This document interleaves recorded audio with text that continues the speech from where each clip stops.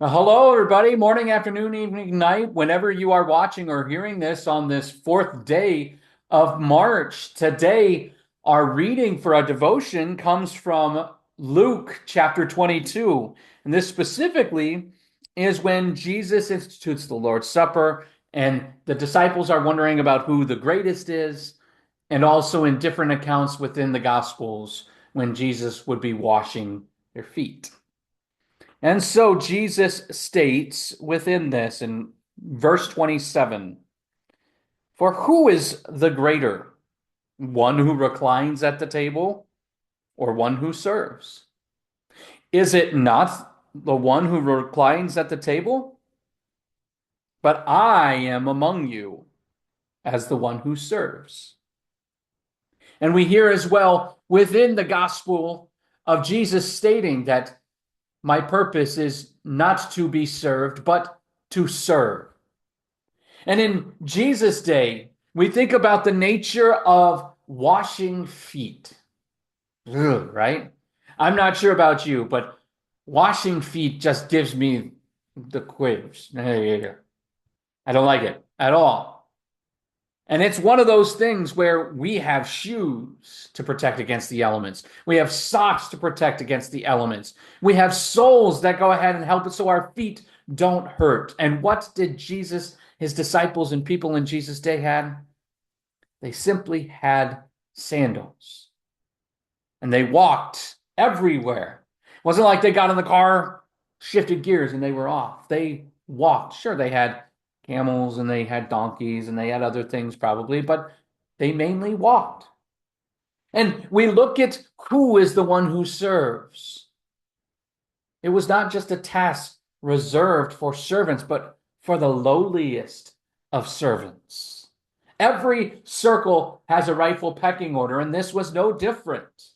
The servant at the bottom was now called to wash the feet of all those, no exception, getting on their hands, getting on their knees, washing with a towel and basin.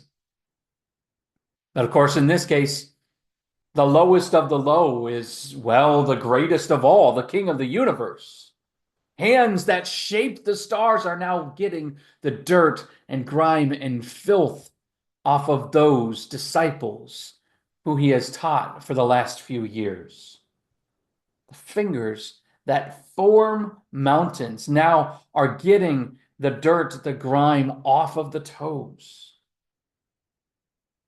And when this is just incredibly amazing. He is mere hours from his own death, and yet Jesus' concern is not about what he's going to be going through.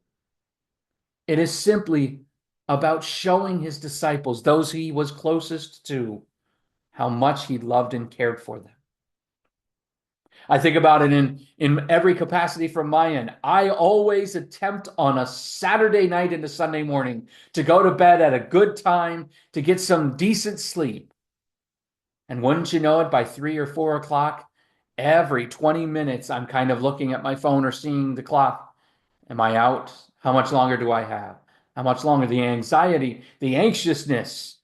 You can imagine what his could have been at that point, and yet his intention was solely focused on serving not only his neighbors, but serving those he loved and cared for.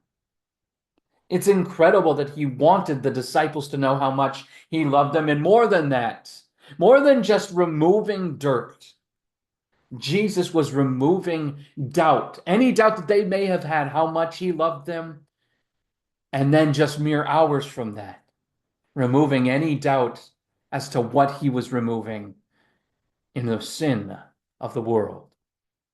This year, we're talking about the Lamb of God, and this week we will be talking about how he is patient or long-suffering in the midst of being merciful and gracious. And so as we see this, him, the one who serves and not to be served, we give thanks to the Lord that not only he emulated and he showed us a great way, but more than that, and more important, he wanted us to know that he loves us.